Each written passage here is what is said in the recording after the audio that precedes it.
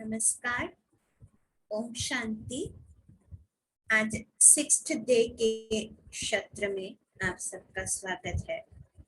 हम इतने दिनों से राजयोग मेडिटेशन के बारे में सुन रहे हैं, जानने की कोशिश कर रहे हैं। उनके महत्व के बारे में हमें पता पड़ा। हम कौन हैं, हमारा पिता कौन है, हम कैसे इस सृष्टि रंगमंच पर अपना सुंदर सा पार्ट प्ले कर रहे हैं, ये सब कुछ हमको पता चला पिछले दिनों के सत्र में। आज हम जानेंगे राजयोग मेडिटेशन का जो बाहरी हिस्सा, बाहरी क्या फायदा है, छोटे मोटे रूप में क्या फायदे हैं, इन बारे में हमने जाना था पहले दिन के सत्र में। लेकिन आज थोड़ी गहराई से हम लोग जानेंगे कि राजयोग मेडिटेशन से हमें सच में क्या क्या फायदा होने वाला है। देखिए, हम कहते हैं ना एक सिंपल सा शब्द कि ये जीवन क्या है। हम कभी कहते हैं ये जीवन एक यात्रा है, जर्नी है। कभी कहते हैं ये जीवन एक युद्ध है। कभी कहते हैं जीवन एक खेल है। लेकिन एक्चुअल में जीवन एक शैली है और हम शिल्पी है।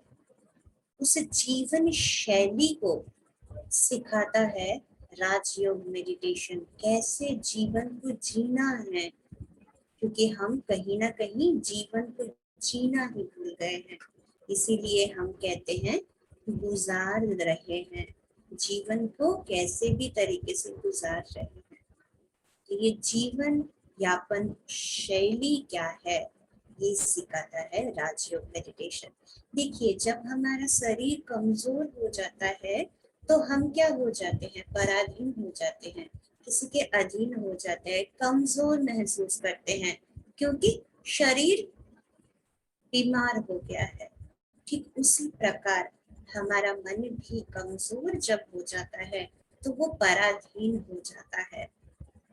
ये मन को बीमार करने वाली चीजें क्या है? ईर्ष्या, घृणा, द्वेष, नफरत, क्रोध, लोभ, मोह, ये सब कुछ कमजोरियां हैं, जो कमजोरियां हमारे दिल को, हमारे मन को कमजोर करते जा रहे हैं। तो आज हम जानेंगे कि राजयोग मेडिटेशन से हमें फायदा क्या मिलने वाला है। देखिए, राजयोग मेडिटेशन से हमें 8 प्रकार की शक्तियां प्राप्त होने वाली है।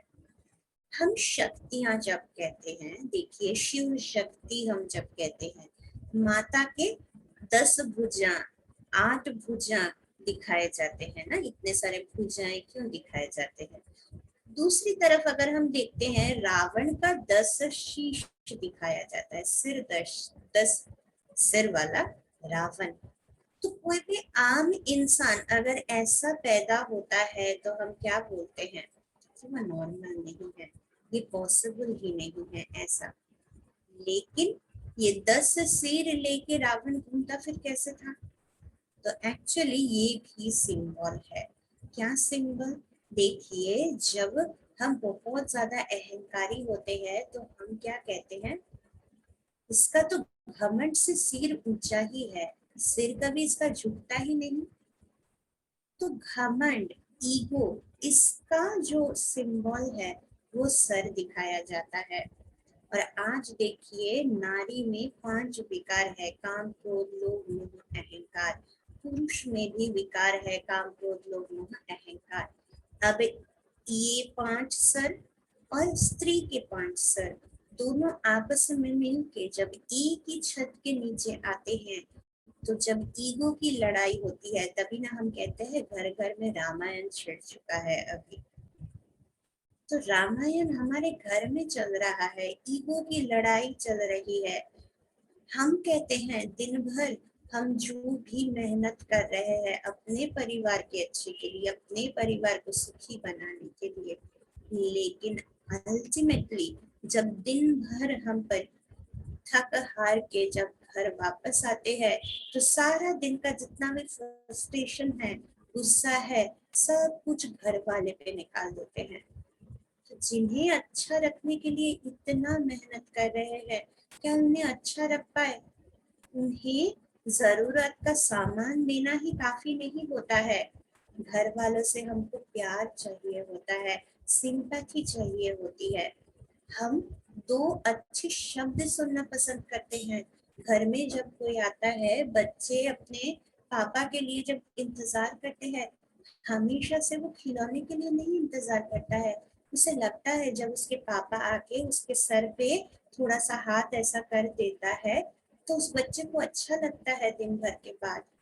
सिर्फ हम लोग क्या समझते हैं, हम लोग सब चीजों को वस्तु से नापते हैं कि तुम इतना परेशान क्यों कर रहे हो, क्या चाहिए तुमको, बोल दो, कल ला के दे दूंगा। तो ये है, हमारी जीवन अभी ऐसा बन चुका है। तो ये सर जब टकराते हैं तो रामायण होता है। और हाथ को क्या कहा जाता है? हाथ को कहा जाता है शक्ति की प्रतीक। जब कोई हम ज्यादा भारी कोई काम करते हैं तो हम कहते हैं ना, आ जाओ ना, थोड़ा हाथ बटाओ मेरे साथ। इसका मतलब क्या? शक्ति और सहयोग। सहयोग तो ये है हाथ का सिंबल। तो माता की हाथ जो दिखाया जाता है, 10 भुजा, 10 भुजा में से 2 भुजा तो उनके अपना भुजा है। बाकी जो 8 भुजाएं हैं, वो 8 भुजाएं असल में 8 शक्तियां हैं। जो पावर है, जो पहले दिन हमने सुना था ना कि स्ट्रेस यानी क्या है, बाहर से आई हुई जो pressure divided by power is equal to tension. तो ये पावर जो है वो आज कहीं गुम हो गया है। तो ये ही वो पावर है जो इनर पावर है, ताकि बाहर से जब कोई प्रेशर आए तो उस प्रेशर को हम इनर पावर से डिवाइड कर सके। तो वो देवियां नहीं, हम भी देवी बन सकते हैं जब हमारे में भी ये 8 शक्तियां आ जाएगी। तो ये इन सब शक्तियों में से पहली शक्ति कौन सी है? सबसे पहला शक्ति है सहन शक्ति। तो आज कहीं ना कहीं हमारे पूरी जिंदगी का सबसे ज्यादा परेशानी का मुख्य कारण ही है, हम सहन करना भूल गए हैं। पहले के जमाने में कहा जाता था कि लड़कियों को जब विदा किया जाता था घर से शादी करा के, तो माता पिता कहते थे बच्चे मना के चलना, जो भी कुछ बोले अंदर समा लेना, सब सहन कर लेना, लेकिन वहीं पे रहना। और आज हम बच्चों को सिखाते हैं सहन करना कमजोरी है, कभी सहन नहीं करना, खुद के लिए लड़ना, खुद के हक के लिए लड़ना, जो भी बोलना एकदम साफ सुथरे तरीके से बोल देना।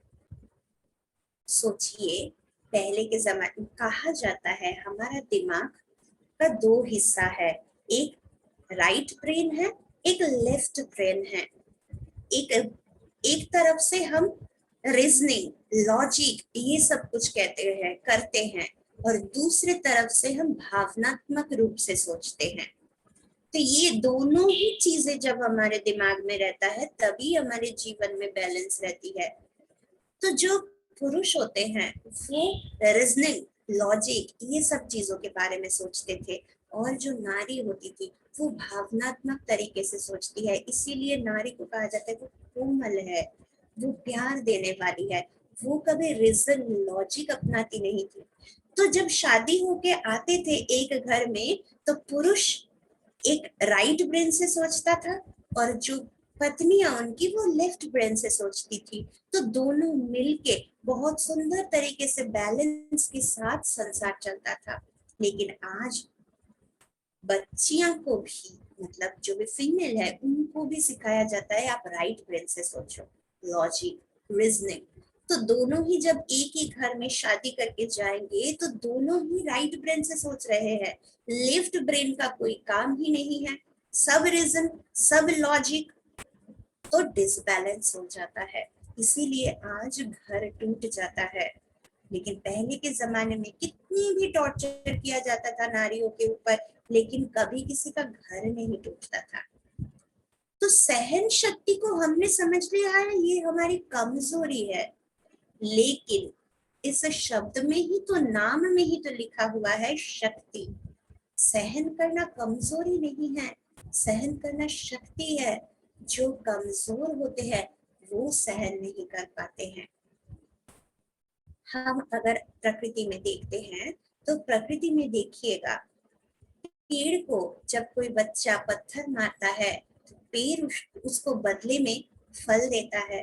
कभी उसको पत्थर के बदले पत्थर देता है? नहीं, सहन कर लेता है। फिर जिस पेड़ पे ज्यादा फल होते हैं वो पेड़ झुका हुआ होता है, डाउन टू अर्थ होता है, उसमें नम्रता होती है, उसमें धीरता होती है।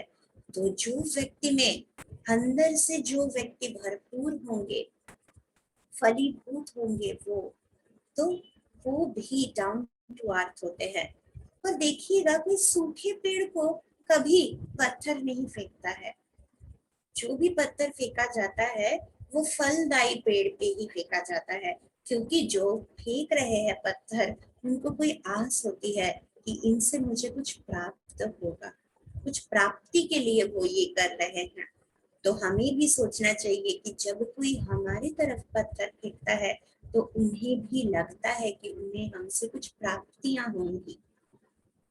अगर उनको पता होता है कि मुझसे उन्हें कुछ नहीं मिलने वाला तो वो हमें थोड़ी ना पत्थर फेंकेंगे। एक पेड़ को काटने के लिए जब आते हैं लोग तो उस पेड़ को काटने से पहले उसी पेड़ के नीचे बैठ के वो लोग आराम से खाना खाते हैं। पेड़ बदले में उन्हें छांव देता है, मरने के कगार पर भी उसको उपकार करते हैं। तो सहन करना प्रकृति हमें बहुत कुछ सिखाती है। तो हमें भी राजयोग मेडिटेशन से यही मिलता है शक्ति, की सहन शक्ति, जिसमें हमें धीरता सिखाती है, धैर्यता के साथ सब कुछ सहन करना दिल से। उसके बाद जो नेक्स्ट हमें शक्तियां प्राप्त होती है वो शक्ति होती है समाने की शक्ति। देखिए इसमें भी दिखाया जाता है कि सागर के पानी में नदियां कितनी सारी कचरा भर के लाती है। सागर क्या करता है, उस कचरे में से जो भी जरूरत की चीजें हैं उसको एकदम गहराई तक ले लेती है और जो भी कचरा है उसको बाहर फेंक देता है सागर, है ना। तो ठीक उसी प्रकार हमारे जीवन में भी हमें देखना चाहिए कि हम अंदर क्या ले रहे हैं, क्या अपने अंदर समा रहे हैं। देखिए सहन शक्ति हम सहन कर रहे हैं, लेकिन उसको अगर समा नहीं सकते तो सहन करना बेकार हो जाता है। मान लीजिए कि मैंने 2 बार 3 बार 4 बार 5 बार सहन किया है लेकिन उसको अपने अंदर समाया नहीं, तो छठे बार में हम क्या कहेंगे, हम कहेंगे कि सहन करने का भी तो एक लिमिट होता है ना, और कितना सहन करना, बहुत सारी जिंदगी भर तो सहन ही करती आई हूँ, अब तो कुछ बोलना चाहिए। इसका मतलब आपने कभी सहन ही नहीं किया, क्योंकि जो सहन करता है उसमें कभी ये फीलिंग नहीं होता है कि मैं सहन कर रही हूँ। जो जबरदस्ती कुछ करते हैं उन्हें ये फीलिंग होता है कि मैंने कुछ किया है। जो आसानी से हो जाता है उसका कोई फीलिंग नहीं होता है। तो ये समाने की शक्ति। देखिए एक बार गौतम बुद्ध जी क्या करते थे, रोज दर दर जाके वो भिक्षा मांगते थे। तो एक व्यक्ति था जो क्या करता था, रोज ही गुस्सा होके कुछ गाली गलौज करते थे, गौतम बुद्ध जी के गाली देते थे। तो फिर भी बुद्ध जी जाते थे और रोज उनके दर पे जाते थे। वो इतना भला बुरा कहता था फिर भी उनके दर पे जाते थे। वो भिक्षा नहीं देता तो वो फिर आगे निकल जाते थे। तो एक दिन वो व्यक्ति इतना चिढ़ गया, जो वो बुद्ध जी से पूछे कि तुम क्या हो, क्या ऐसा करते हो, इतना दिन से तुमको इतना कुछ सुना रहा हूँ फिर भी तुम्हें कोई फर्क ही नहीं पड़ता, रोज मुंह उठा के चले आते हो, तुम्हें शर्म नहीं लगता है, जो कुछ भी मैं कहता हूँ तुम्हें बुरा भी नहीं लगता है क्या। तो गौतम जी ने बहुत सुंदर तरीके से उनको कहा कि देखिए मैं जो लेने के लिए आता हूँ वही आपके पास आके मैं मांगता हूँ, लेकिन अगर आप वो चीज मुझे देते हैं तो मैं उसे स्वीकार करता हूँ, लेकिन जो मेरा जरूरत का नहीं है वो मैं स्वीकार ही नहीं करता। तो आप जो मुझे इतने दिन से देते आए वो मैंने स्वीकार नहीं किया। अब सोचिए, कोई मुझे कुछ दे रहा है और मैं उसे स्वीकार ना करूं, तो वो चीज किसके पास रहेगा? जो देने वाला है उसी के पास रहेगा। तो उस व्यक्ति को वो एहसास हुआ कि जो गाली मैं इतने दिनों से बुद्ध जी को देते आ रहा हूँ, वो गाली तो एक्चुअल में मेरे पास ही रह गया। इसका मतलब मैंने खुद ही खुद को गाली दिया, लेकिन इन्हें तो कोई फर्क ही नहीं पड़ा। तो उन्होंने पहले सहन किया, और सहन करने के बाद उसको अपने अंदर तक समा भी लिया। इसीलिए वो कभी खुद से उस व्यक्ति को नहीं कहा कि मैं कितना सहन कर रहा हूँ, तुम कितना मुझे बोल रहे हो। लेकिन उस व्यक्ति को लगा कि कोई इतना कैसे सहन कर सकता है। तब उनको पता चला कि ये समाते भी है अपने अंदर। देखिए, आज की जिंदगी में हमारे पास कितने सारे इंफॉर्मेशन आते हैं, तो हमें देखना चाहिए सागर जैसा कि कौन सा हमारे काम का चीज है और कौन सा नहीं है। कभी कभी हम लोगों को सलाह भी देते हैं, सुनना, एक कान से सुन के दूसरे कान से निकाल देना, ठीक है, ज्यादा उस पर ध्यान मत देना। लेकिन हम कभी कभार ये भूल जाते हैं कि यहाँ से यहाँ का जो रास्ता है ना, वो यहाँ से होकर गुजरता है। और जब यहाँ से होकर गुजरता है तो यहाँ पे कुछ ना कुछ रख के जाता है, पूरा इधर से इधर निकलता नहीं है, क्योंकि रास्ता भी तो सीधा नहीं है ना। तो इसीलिए आज हमने हमारे जिंदगी या फिर हमारे दिमाग को क्या बना दिया, जो काम का चीज नहीं होता है उसको हम क्या करते हैं, क्या कहते हैं उसको? कचरा। तो इस जगह को कहीं ना कहीं हम डस्टबिन बना चुके हैं। कोई भी कुछ भी यहाँ पे देने की कोशिश करता है, हम उसको यहाँ पे डालते जाते हैं। आज से सख्ती से सबको बोलना है कि मैं इसमें इंटरेस्टेड नहीं हूँ, आप मुझे ये सब मत बोलो। लेकिन आज हम रस लेते हैं, कान रस, किसी के बारे में जानकारी लेना, किसी के बारे में सुनना, ये सब कुछ हमें बहुत दिलचस्प लगता है। एक बार क्या होता है, एक राजा होता है, उनको लगता है कि मुझे पुण्य कमाना है, तो 100 ब्राह्मणों को मैं भोजन कराऊंगा, ब्राह्मण भोजन कराऊंगा। तो वो अच्छे से बंदोबस्त किया, खाना सभी के लिए तैयार हुआ, और वो खाना 100 ब्राह्मण ने खाया, लेकिन वो खाना खाते ही तुरंत सबकी मौत हो गई। अब धर्मराज जी ऊपर बैठे देख रहे हैं कि 100 ब्राह्मणों की मौत का सजा किसको दे, राजा को दे। लेकिन जब वो इन्वेस्टिगेट करने लगे, तो उनको पता पड़ा कि जब भोजन पक रहा था, तो उस भोजन में विष मिस मतलब विष मिक्स हो गया था। तो फिर उन लोगों को लगा कि तो ये इसमें तो राजा का तो कोई दोष नहीं है, जिन्होंने ये भोजन में विष मिक्स किया उसी का प्रॉब्लम है। तो वो लोग सोचे कि जिन्होंने खाना बना रहे थे जो लोग, उनको जाकर पकड़े। तो वो लोग देखे कि उन लोगों का भी कोई दोष नहीं है, क्योंकि जब वो खाना पका रहे थे उनको पता भी नहीं वहां पे विष कैसे आया, क्योंकि वहां पे ऊपर से जा रहे थे एक जा रहा था एक ईगल। वो क्या किया, उसके मुंह में एक सांप था, तो वो सांप का जहर उस खाने में पड़ गया जाते वक्त। तो अब जो व्यक्ति बना रहे थे, खाना पका रहे थे, उनको भी दोष नहीं दे सकते, तो फिर किसको दोष दे? उस पंछी को दोष दे। लेकिन उन पंछी को तो पता ही नहीं था कि सांप से वो विष गिर गया है खाने पे, तो उसको भी दोष नहीं दे सकते। अब दोष किसका है? सांप का दोष है। तो सांप को जब दोषी करने ठहराने के लिए वो गए, तो देखा कि सांप तो तब तक मर ही चुका था, तो अब उसका भी तो दोष नहीं है, तो फिर दोष किसको दे? तो जो धर्मराज थे वो संकट में पड़ गए, और वो सोचा कि ये केस को ओपन छोड़ दो, अभी फिलहाल किसी को भी दोष नहीं देते हैं। तो उसी गांव में कुछ दिन बाद 2 और ब्राह्मण आए, क्योंकि उनको पता पड़ा कि यहाँ का राजा बहुत अच्छा है और वो ब्राह्मणों को बहुत श्रद्धा करते हैं, उनको भोजन खिलाते हैं।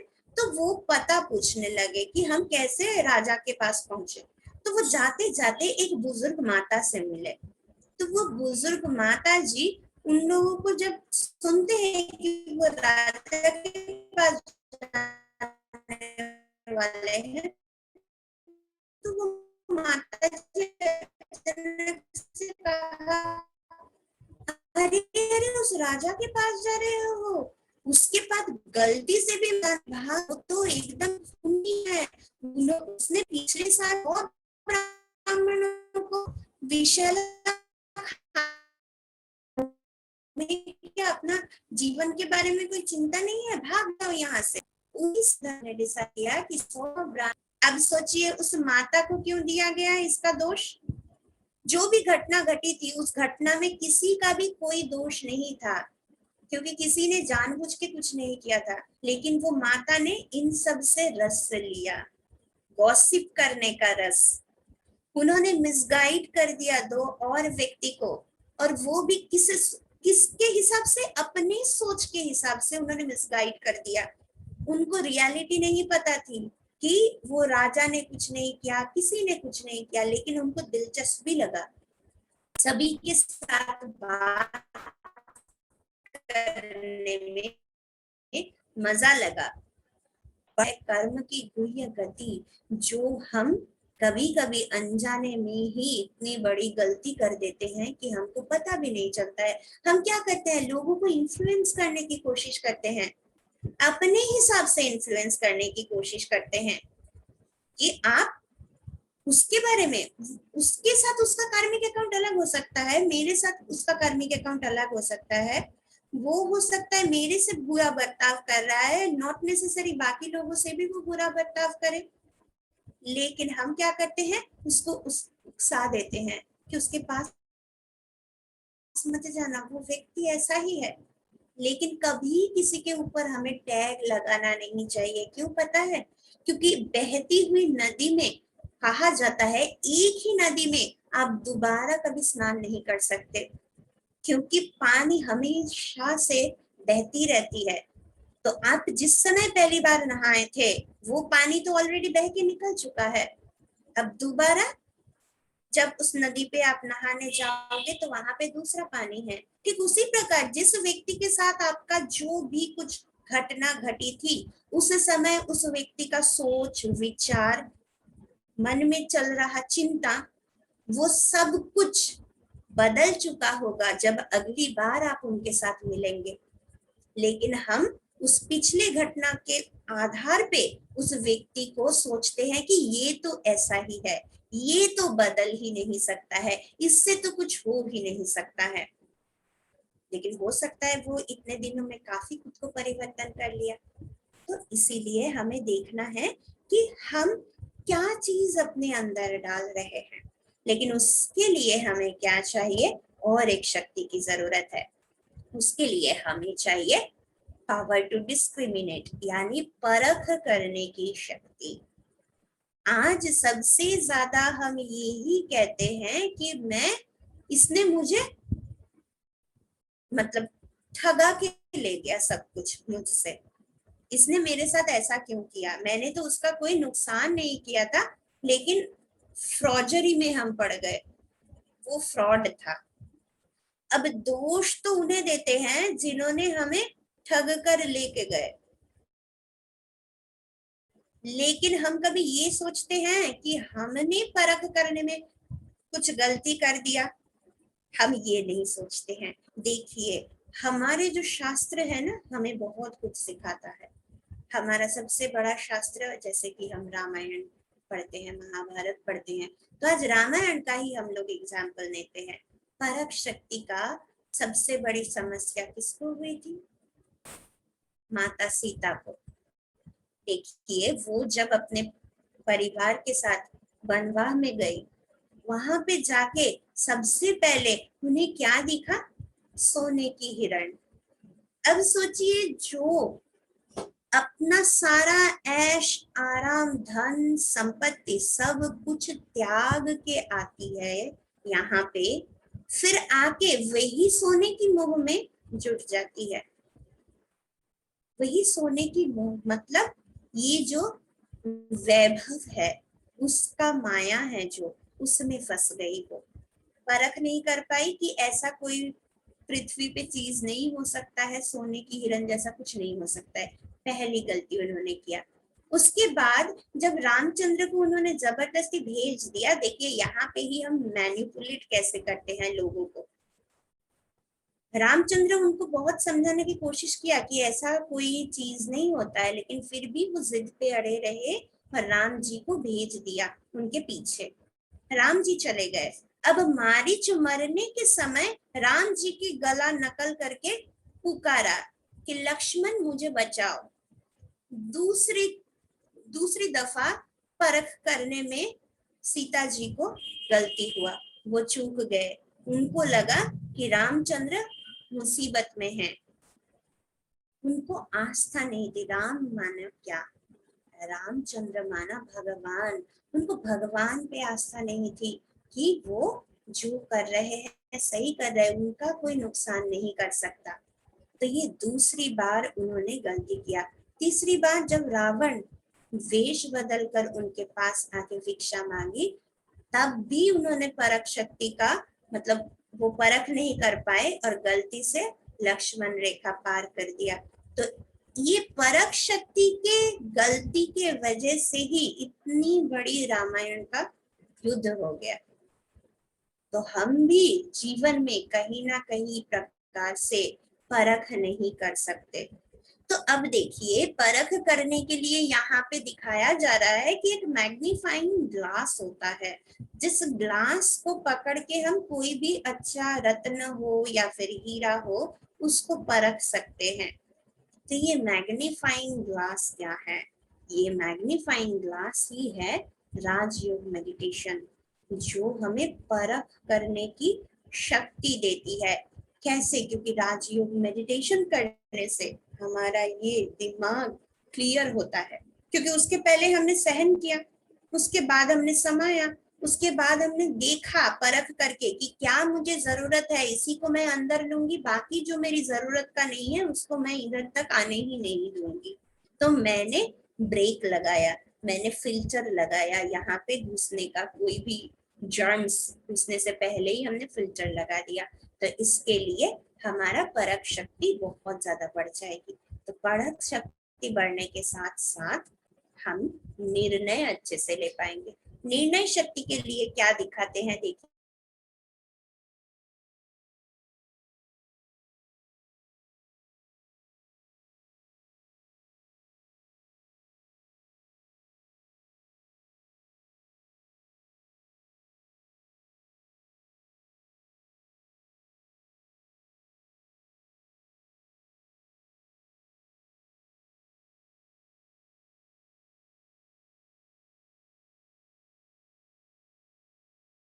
हमेशा निर्णय हमेशा हमारा गलत हो जाता है, क्योंकि कांटा हिलता रहता है किसी के प्रभाव में आकर। तो उसके लिए हमें क्या करना चाहिए? इस कांटा को मतलब बुद्धि की जो कांटा है उसको स्थिर करना है, और राजयोग मेडिटेशन बुद्धि की कांटा स्थिर करने के लिए हमें मदद करती है। अब हम फिर से रामायण में ही देखेंगे। देखिए, जब हमने परख गलत किया, निर्णय हमारी कैसे गलत हो गई। निर्णय गलत होने के पहला जो लक्षण था कि उन्होंने रामचंद्र को सीता जी ने भेज दिया जबरदस्ती। पहला सिद्धांत गलत। दूसरा सिद्धांत क्या गलत है कि उन्होंने भगवान पर भरोसा ना रख के लक्ष्मण को जबरदस्ती फिर से उनके पीछे भेज दिया। अभी दूसरा ये निर्णय शक्ति का उनका अभाव। अब जब वो खुद लक्ष्मण जी को बता रहे थे, देखिए लक्ष्मण जी वो भगवान पे उनका पूर्ण आस्था है। वो कह रहे हैं कि देखिए भाभी, भैया कभी भी कोई मुसीबत में नहीं पड़ सकते, क्योंकि वो तो स्वयं भगवान है। हम तो यही समझते आए हैं। तो लक्ष्मण को भरोसा था भगवान पर, लेकिन सीता ने नहीं मानी। माता सीता ने क्या किया? उनको मैनिपुलेट करने के लिए उनको उनके ऊपर चरित्र का भी दोष लगा दिया। सोचिए, किसी व्यक्ति को अपने हिसाब से चलाने के लिए कभी कभार हम कितने हद तक गिर जाते हैं। माता सीता जिसको हम पूजा करते हैं, उन्होंने क्या किया, रामचंद्र के ऊपर तो भरोसा नहीं था, भरोसा लक्ष्मण को भरोसा था, लेकिन फिर भी अपने हिसाब से उनको चलाने के लिए उन्होंने जानते थे कि लक्ष्मण ऐसा नहीं है, लेकिन फिर भी उसको मजबूर करने के लिए उन्होंने उन पर चरित्र का लांछन लगा दिया। दूसरा, परख शक्ति गलत होने से निर्णय उन्होंने कितना गलत ले लिया और लक्ष्मण को भेज दिया। ऐसे ही कभी कभी बहुत ज्यादा प्रॉब्लम के सिचुएशन में कोई व्यक्ति अगर स्थिर बुद्धि होता है, वो भगवान पे आस्था रखता है और धीरे धीरे काम लेना चाहते हैं, लेकिन हम लोग अपने इनसिक्योरिटीज के कारण उनको इतना ज्यादा मैनिपुलेट करते हैं कि गलत डिसीजन लेने में उनको मानते हैं।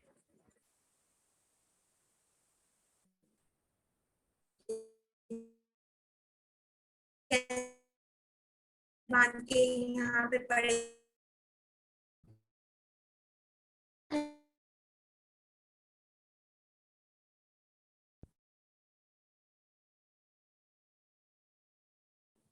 तीसरा है तो देख,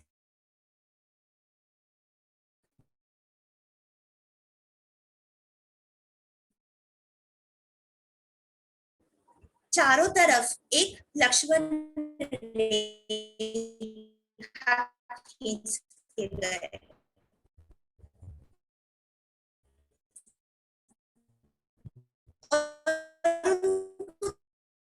के भी गए कि इसके अंदर से आप नहीं निकलना, शक्ति में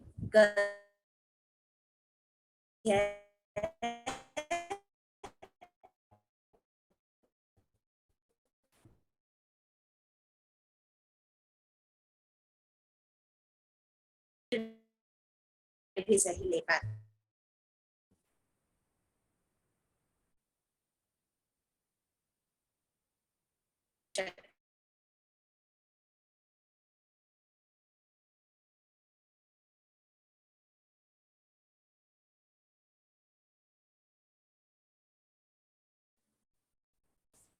आज नेटवर्क में थोड़ा सा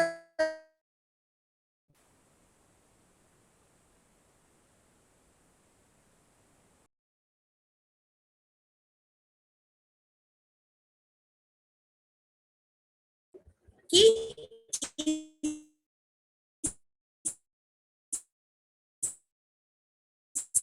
इसके बाद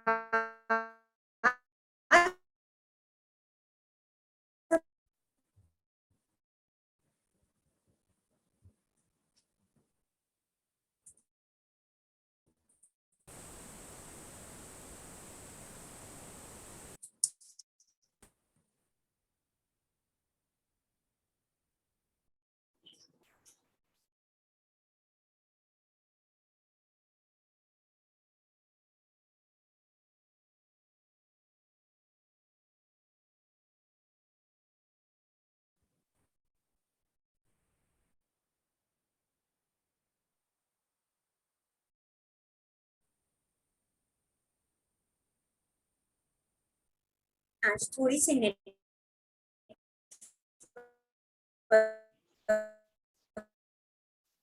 इशू।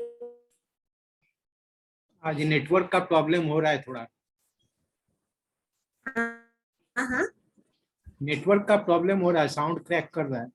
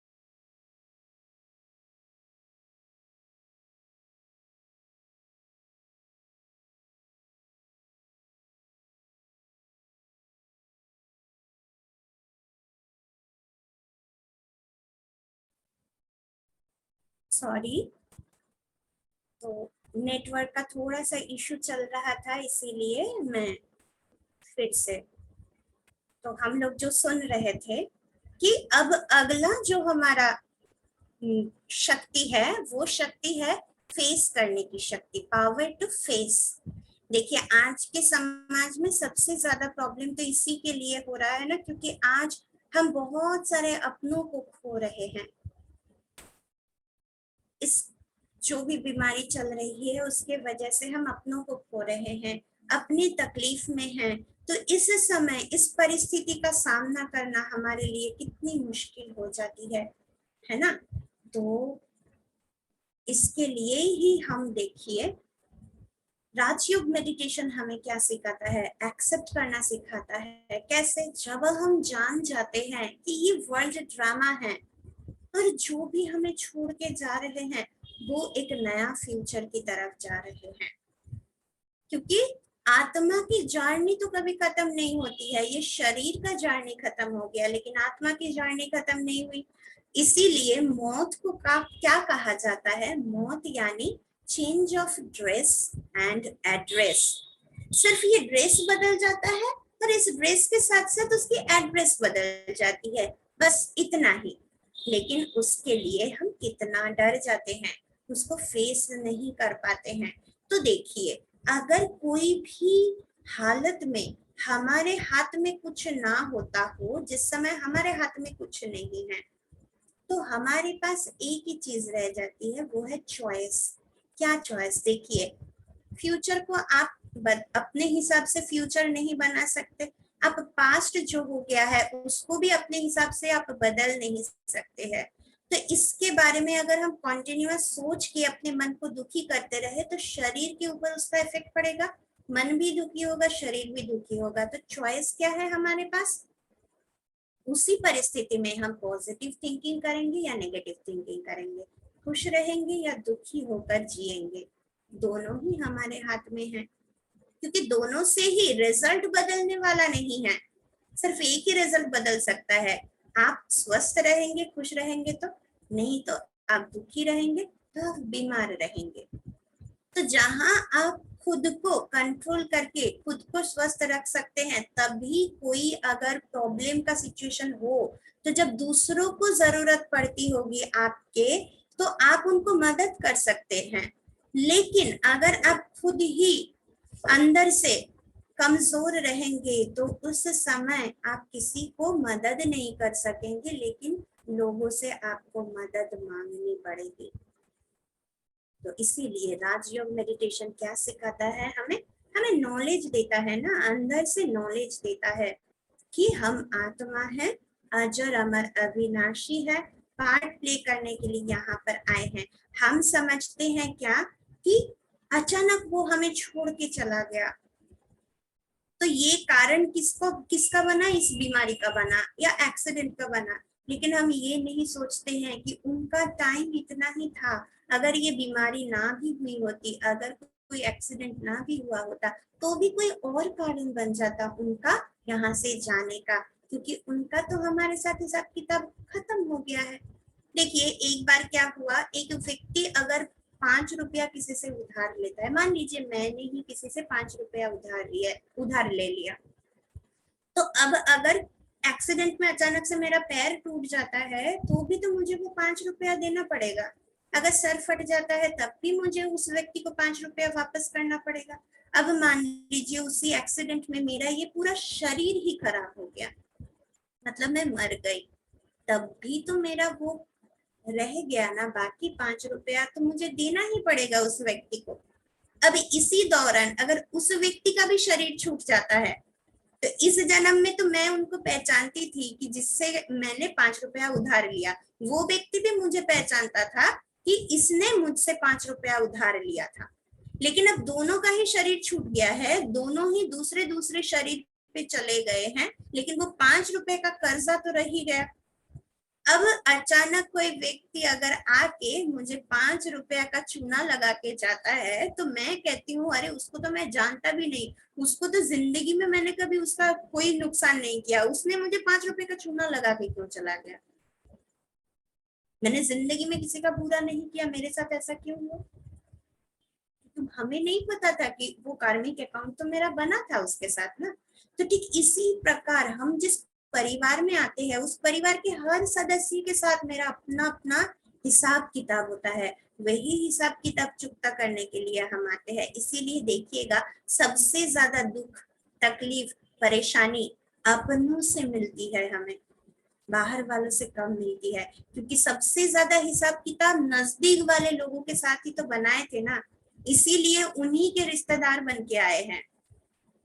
अगर इसको हंस के आप सहन करते हैं, हंस के इसको पार करते हैं, ये समझ के पार करते हैं कि मैंने भी कभी ऐसा किया था इसीलिए मुझे ये मिल रहा है, तो फेस करना बहुत आसान हो जाता है। लेकिन अगर हमेशा क्वेश्चन करते रहेंगे कि क्यों हुआ, ऐसा क्यों कर रहा है, ऐसा क्यों बोल रहा है, तो खुद ही दुखी होते रहेंगे। तो कारण तो हम सभी जानते हैं ना। तो इसीलिए हमें ये शक्ति भी मिलती है।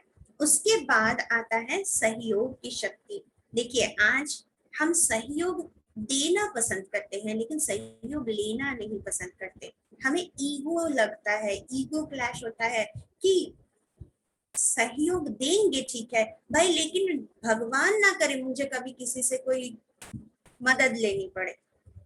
सेल्फ सफिशिएंट रहेंगे। मदद लेना किसी को हम कमजोरी समझते हैं हमारे सम्मान को ठेस पहुंचा। लेकिन भगवान कहते हैं सहयोग देने के साथ साथ सहयोग लेना भी पड़ता है। देखिए ना आज हम हर रोज अपने इस शरीर का सहयोग ही तो ले रहे हैं। मैं तो आत्मा हूँ, ये शरीर का एक भी अंग अगर हड़ताल पे बैठ जाए आज कि मैं आज ये काम नहीं करूंगा, तुम्हें सहयोग नहीं दूंगा, तो मैं अपने पैरों पर खड़ा भी नहीं हो पाऊंगी। अगर हम लड्डू बनाने जाते हैं, मोतीचूर के लड्डू खाने में तो बहुत अच्छा लगता है सभी को, लेकिन उस लड्डू को बनाने के लिए भी तो 5 मुट्ठी के पांचों उंगली को एक जगह करना पड़ता है, यानी पांचों उंगली सहयोग दे रहा है तब जाके हम बना पा रहे हैं एक लड्डू। अगर इसमें से एक भी उंगली कह दे कि मैं सहयोग नहीं करूंगा तो क्या होता है, नहीं बनता है ना लड्डू। तो इसीलिए अच्छे फल के लिए सहयोग करना बहुत जरूरी है, सहयोग लेना भी बहुत जरूरी है। इसीलिए देखिए दिखाया जाता है गोवर्धन पर्वत एक उंगली में उठाए थे ना श्री कृष्ण जी, लेकिन इसका मतलब ये नहीं कि उन्होंने अकेला ही एक उंगली लगाया था। इसका मतलब ये है कि सारा उंगली उन्होंने एक साथ लगाया, मतलब वहां पे जितने भी गोप गोपी थे उन्होंने भी उनको सहयोग दिया और सभी ने एक एक उंगली लगाया, तो सबके मिलके मिला के वो पर्वत उठाना बहुत आसान रहा। इसका मतलब बड़ी से बड़ा मुश्किल भी अगर हमारे सामने आए और हम सहयोग दे के और सहयोग लेके अगर उसको पार करें, तो ये पर्वत जैसा भी कोई मुसीबत हमारे लिए बहुत छोटा लगेगा और एक उंगली जैसा ही मेहनत से हम उस प्रॉब्लम से छूट जाएंगे। तो ये हो गया पावर टू कोऑपरेट। तो उसके बाद हमारा आता है पावर टू विथड्रॉ। इसका मतलब क्या है, संकोचन शक्ति। अभी देखिए जो भी कुछ समस्या हमारे सामने आती है आजकल के, मान लीजिए कोई भी झगड़ा, मनमुटाव, जो भी कुछ हो रहा है उस समय हम खुद को कंट्रोल नहीं कर पाते। सेल्फ कंट्रोल हमारे में नहीं रहता है, बोल के बात इतने से शुरू होकर इतना बन जाता है। छोटा सा मनमुटाव से लेकर बड़ा बड़ा झगड़ा से लेकर कोर्ट केस तक पहुंच जाता है, घर का एक प्रॉब्लम कोर्ट तक पहुंच जाता है, सिर्फ एक ही कारण से कि हम खुद को विथड्रॉ नहीं कर सके, उस समय खुद को कंट्रोल नहीं कर सके। बाद में हम ही अफसोस करते हैं। कितने माता पिता है, कितने ऐसे केसेस है कि बच्चे ने थोड़ा सा बदमाशी किया तो माँ ने इतना जोर से बच्चे को मार दिया, खुद को कंट्रोल नहीं कर पाया कि बच्चा वहीं पे मर गया। माँ चाहती थी, नहीं चाहती थी, लेकिन क्यों कर दिया वैसे बड़ी गलती, इतनी बड़ी गलती, क्योंकि उस समय खुद पे कंट्रोल नहीं कर पाया। तो ये होता है सेल्फ मास्टरी, जहाँ पे हम स्वयं को कंट्रोल कर सकते हैं। इसीलिए देखिए दिखाया जाता है कि कछुआ कछुआ क्या करता है, कोई भी बाहर से अगर प्रॉब्लम आती है तो वो सबसे पहले अपने इंद्रियों को कंट्रोल करता है, इंद्रियों को समेट कर अपने शल के अंदर घुस जाता है। तो हमें भी कोई भी परिस्थिति में अपनी इंद्रियों को सबसे पहले कंट्रोल करना चाहिए, नहीं तो हम बाद में कहते हैं कि मैं ऐसा बोलना नहीं चाहता था लेकिन गलती से मुंह से निकल गया, मैं ऐसा सोचना नहीं चाहती थी लेकिन मैं सोच लिया और उसी से मैंने ये काम कर दिया, ये मैं सुनना नहीं चाहती थी, वो आके मुझसे जबरदस्ती मुझे सुना रही थी इसीलिए मैंने सुन लिया, मैं तो सुनना नहीं चाहती थी। तो इसका मतलब हमारा इंद्रिय हमारे आदेश के बिना ही काम कर रहा है, लेकिन हम तो जानते हैं कि आत्मा मालिक है और शरीर कर्मचारी है। लेकिन आज पार्ट उल्टा हो गया है, आज शरीर जो ऑर्डर कर रहा है उसी प्रमाण आत्मा चल रही है। शरीर को अच्छा खाना चाहिए तो इसको अच्छा भोजन खिलाओ, टेस्टी टेस्टी भोजन खिलाओ, घर में ना बना के बाहर से रेस्टोरेंट से मंगवा के खाओ। हमको अच्छा कपड़ा चाहिए, शरीर को अच्छा कपड़ा चाहिए, कितना भी प्रॉब्लम हो आप मार्केट में जाओ, जाके खरीद के लाओ। आज लॉकडाउन के टाइम में भी हम देखते हैं कि हर कोई एक दूसरे को स्टेटस अपडेट दे रहे हैं, ये पहनने की चीजें खरीदिए, ये सामान खरीदिए। ठीक है, वो उनका रोजी रोजगार हो सकता है, साइड बिजनेस हम घर में बैठ के कर रहे हैं, लेकिन उसके साथ एक अगर अवेयरनेस का मैसेज हम डाल दे तो क्या जाता है। लेकिन हम उसके बदले लोगों को अभी भी कहते हैं आप ये ज्वेलरी खरीदिए, आप ये साड़ी खरीदिए, आप ये खरीदिए। तो शरीर को कितना चाहिए हमारा, इस शरीर को चलाने के लिए 2 रोटी चाहिए, एक मोटा कपड़ा सिर्फ तन ढकने के लिए वही काफी है। ये बेसिक नीड्स है, बेसिक नीड फुलफिल करने के लिए भगवान दे के हमें भेजता है। इसीलिए तो कहा जाता है ना, जीव दिएछन जिन्हें आहार जोगान की नीड। देखिए एक बच्चा पैदा होने से पहले ही उसके खाने का बंदोबस्त भगवान करके भेजता है, लेकिन फिर हमें भगवान पे भरोसा नहीं होता है, इसलिए उनका दिया हुआ चीज से हम संतुष्ट नहीं होते हैं, हमें और ज्यादा चाहिए होता है, और ज्यादा चाहिए होता है। तो इसीलिए पावर टू विड्रॉ हमें सिखाता है, संयम सिखाता है हमें राजयोग मेडिटेशन, क्योंकि मेडिटेशन से हमारा मन शांत होता है। कोई भी सिद्धांत लेने से पहले हम सोचते हैं। तो ये सभी जो भी शक्तियां के बारे है, जुड़े हुए हैं। जब भी हम कोई सिद्धांत लेते हैं उसके पहले हम परख लेते हैं, अगर हम बोलेंगे तो बात बिगड़ सकती है, तो तुरंत हम अपने को कंट्रोल कर सकते हैं। तो परख शक्ति, निर्णय शक्ति, ये दोनों ही इसमें आ गया ना। तो उसके बाद हमारा आता है लास्ट, पावर टू पैकअप। लेकिन उससे पहले हम यहाँ पे जो बाकी 8 शक्तियां हैं उसमें से जो सहन शक्ति और सामना करने की शक्ति, इसमें ना हम थोड़ा गड़बड़ कर देते हैं कि कौन से शक्ति को कहाँ इस्तेमाल करना चाहिए।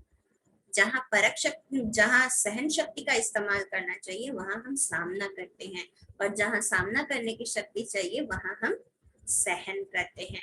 जैसे कि कहा जाता है व्यक्ति को सहन करो, कोई भी व्यक्ति हमें कुछ भी कहता है, कुछ भी बोलता है, उसको सहन करना चाहिए, आराम से उसको सहन कर लो। क्योंकि अगर 2 बातें हम इतना कहते थे ना, पहले जमाने के जो भी बुजुर्ग थे वो कहते थे कि एक थाली खाना खा के हजम कर सकते हो, क्या 2 शब्द हजम नहीं कर सकते।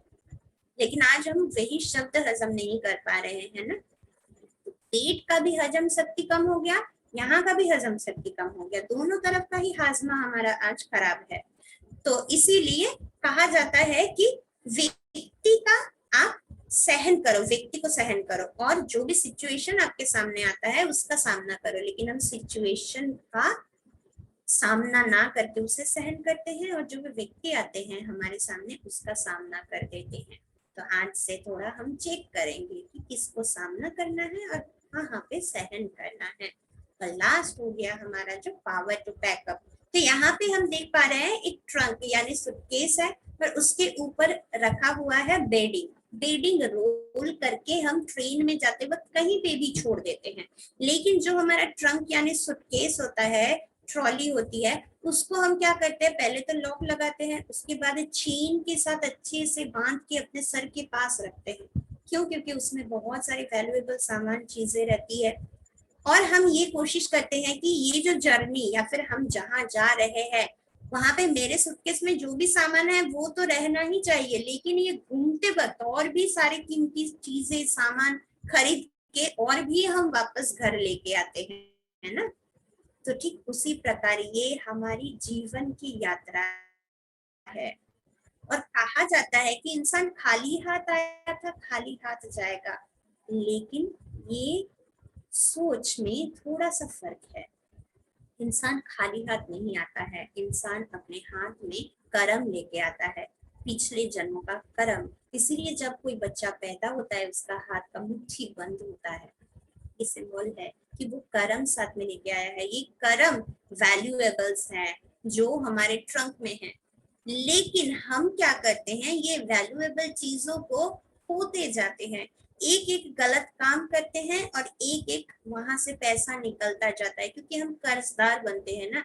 एक गलत काम यानी हम उस गलत काम का कर्जा चढ़ गया मुझ पे, उस कर्जे को खत्म करने के लिए जो अच्छा कार्य का फल था मेरे पिछले जन्म का, उससे वो कट गया। तो ऐसे करते करते हमारा जो सूटकेस होता है ना वो खाली होते जाता है, लेकिन हमारा एम ऑब्जेक्ट क्या होना चाहिए, जो भर्ती सूटकेस में लेके आई हूँ वो तो रहे ही इंटैक्ट, और भी उसमें कीमती सामान भरे, यानी और भी पुण्य कर्म इस जन्म में करे।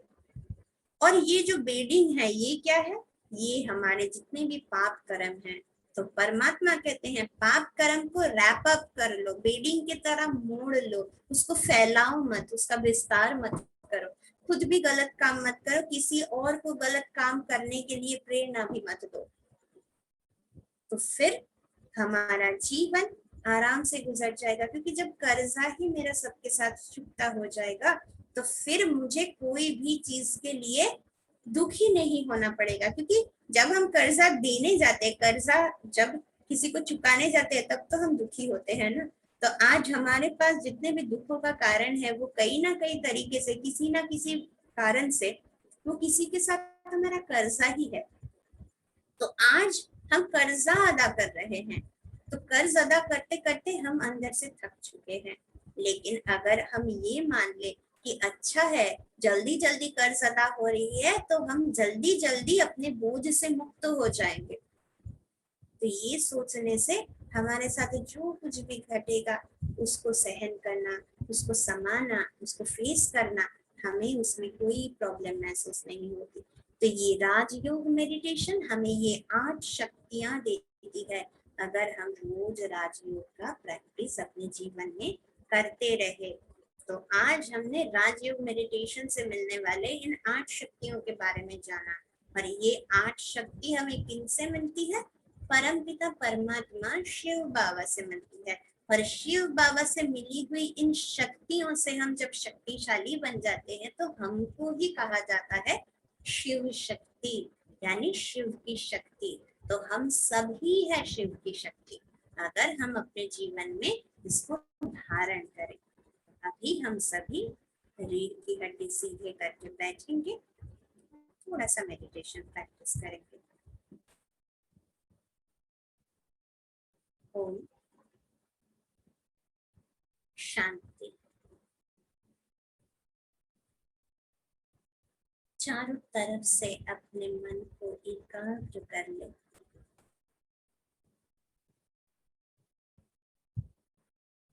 और स्थिर करे अपने दो चुटकी के बीच।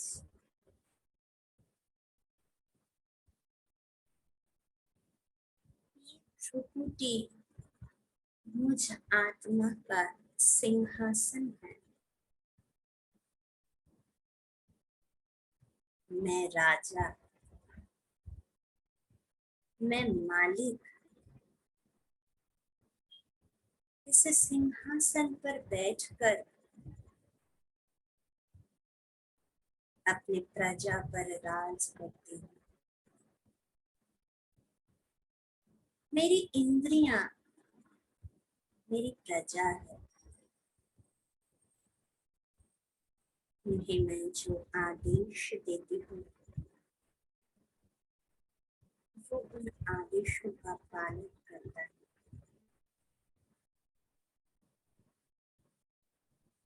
मैं आत्मा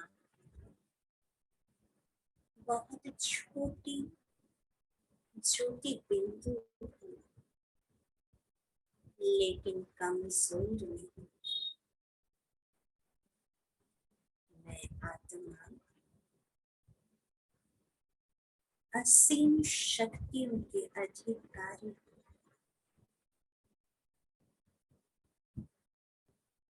स्वयं परम पिता परमात्मा से मुझे इन अष्ट शक्तियां प्राप्त होती है। भगवान से मिली हुई इन शक्तियों से मैं संपन्न हूँ।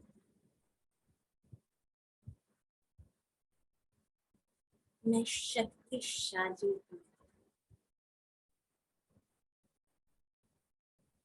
मुझे आत्मा में ही ये सारी शक्तियां समाई हुई हैं।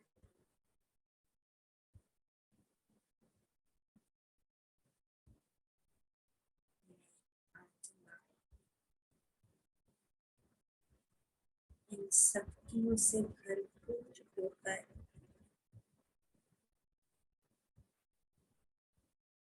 अपने अंदर कॉन्फिडेंस महसूस कर रही हूँ। मैं कॉन्फिडेंट हूँ और जब इन शक्तियों से मैं संपन्न हूँ तो मेरे अंदर का सारा डर, सारी चिंताएं समाप्त हो जाती है।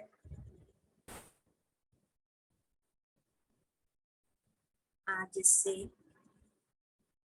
मेरे साथ होने वाले सभी घटनाओं को मैं हंसते हुए पार करूंगी। मैं हंसते हुए उनका सामना करूंगी और जो भी मेरे संग, मेरे संबंध और संपर्क में आएंगे उन्हें मैं सहन करूंगी। हर एक आत्मा को, हर एक व्यक्ति को मैं दिल से स्वीकार करूंगी। जैसे भगवान ने मुझे स्वीकार किया, मैं जो हूँ, जैसी हूँ, मेरा दोष, गुण सबके साथ मुझे भगवान ने स्वीकार किया। ठीक उसी प्रकार भगवान की रचना इस सृष्टि की हर एक व्यक्ति को वो जो है, जैसे हैं, उनके दोष, उनके गुण के साथ मैं उन्हें स्वीकार करती हूँ। किसी के खिलाफ मेरे दिल में कोई कंप्लेन नहीं है। मेरे जीवन में घटी हुई कोई भी घटना के लिए मैं ना तो अपने भाग्य को, ना कोई व्यक्ति को और ना ही कोई परिस्थिति को दोषी मानती हूँ। मैं शक्तियों से भरपूर शक्तिशाली आत्मा,